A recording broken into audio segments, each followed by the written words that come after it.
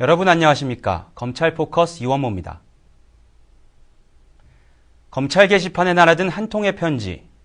편지를 보낸 사람은 뜻밖에도 성폭행 피해자였습니다. 자신의 사건을 맡았던 검사에게 감사 편지를 쓴 것인데요. 어떠한 내용인지 박사무엘 기자가 취재했습니다. 지난 6월 30일 대검찰청 홈페이지 국민의 소리 게시판에 글이 올라왔습니다. 단순한 개인 의견이 아닌 한 검사에게 보내는 감사글이었습니다. 김영태 검사님, 안녕하세요. 저는 사건 피해자입니다. 성명을 밝히지 않아도 이해해 주시고 저를 기억하시리라 믿습니다. 이렇게 시작된 편지에는 성폭행 피해자로서 그동안 겪었던 고통과 분노, 절망이 고스란히 드러나 있었습니다. 하지만 한편으로는 감사의 마음과 희망도 엿보였습니다. 평생 억울하고 아픈 마음으로 살아갈 저에게 세상에는 나를 믿어주는 내 편이 있구나 하는 생각을 하게 해주셔서 정말 감사드립니다. 모든 사람을 적으로 보지 않게 해주셔서 감사합니다. 보다 자세한 이야기를 들어보기 위해 서울 고검을 찾았습니다. 편지의 주인공인 김영태 검사는 바로 이곳 형사부에서 근무하고 있습니다. 안녕하세요. 네, 반갑습니다. 피해자 진술이 신빙성이 없다는 이유로 성폭행범은 이미 1심에서 무죄 선고를 받은 상황. 하지만 공판 기록을 본 순간 피해자가 진실을 말하고 있다는 판단이 들었습니다. 피해자가 자기에게 유리한 얘기뿐만 아니라 자신에게 불리한 얘기, 특히 여자로서 남들에게 하기 어려운 그런 부끄러운 얘기까지도 솔직하게 진술을 하고 있더라고요.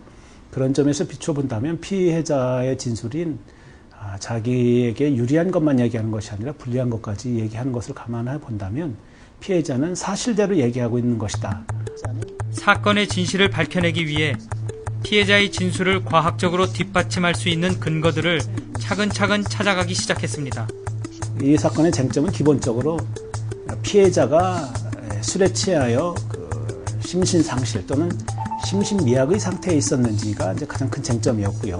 피해자 진술의 신빙성을 제 나름대로의 어떤 확신만 가지고는 부족하기 때문에 나름대로 어떤 과학적인 어떤 객관적인 판단을 통해서 피해자가 거짓말하는 것이 아니다라는 것을 뒷받침하기 위해서 이 사건에 대해서도 이제 진술 분석 또 인지 능력을 우려했습니다. 의뢰를 받은 대검 디지털 포렌식 센터의 김미영 진술 분석관은 양쪽의 진술을 분석하는 한편 성폭력 피해자의 2차 피해에 유의해 인지 면담을 진행했습니다.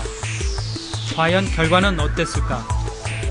모호하게 그 시각 정보가 술에 취해서 정신이 이제 잘 안 드는 상황에서 모호하게 그런 보였던 상황들을 또 그때 봤던 그 기억대로 봤던 시각적인 정보대로 그대로 진술을 했기 때문에 오히려 취하지 않은 상태였다면 그런 것들을 저희가 사전에 이런 부분을 자세하게 얘기를 해달라고 해야 도움을 줄 수 있다고 했는데 오히려 구체적으로 잘 이야기할 수 있었겠지만 그 당시에 제대로 못 봤기 때문에 그리고 그럴 정신이나 그 몸의 상태 그런 것들이기 때문에 오히려 자연스럽게 모호하게 나올 수 있는 표현들이 적절하게 나왔다고 판단이 들어서 진실성이 있다라고 판단을 내렸습니다.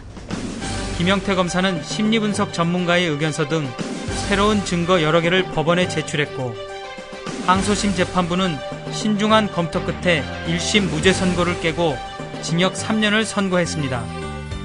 이 사례는 언론의 주목을 끌었고 지방에서 기사를 보고 감명받은 한 시민은 감사 편지를 보내오기도 했습니다. 검사님들이나 수사관님들께서 주어진 사건을 한 사람 한 사람 모두 열과 성의를 다해서 한다면 그 노력이 민원인들을 통해서 국민들에게 전달되지 않을까 이렇게 생각을 합니다. 할 일을 했을 뿐이라는 김영태 검사. 하지만 사람들에게는 작지 않은 울림을 전하는 큰 계기가 됐습니다. SPBS 박사무엘입니다.